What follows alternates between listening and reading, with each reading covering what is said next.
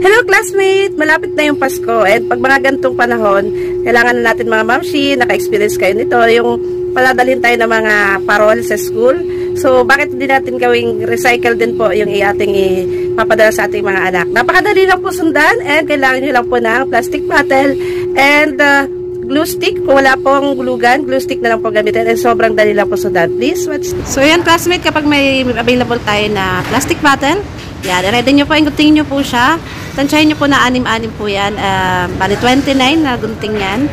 Kasi gagawin natin siyang star. Yan. Tapos i-design nyo rin po yung kalahati.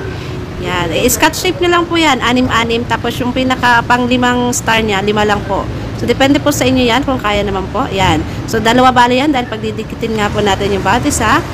Yan. So magiging ganyan siya. Gamit ang glue stick and sketch shape po ulit. Lalagyan natin ng design, sequence po, and makikita lang po niya sa tabi-tabi. Yan, idikit nyo po sa gitna para maganda rin po. And kahit anong bottle po na available, pwede nyo pong gawin na ganyan. So, idea lang po yung akin, nakita ko rin po yan. And, yun.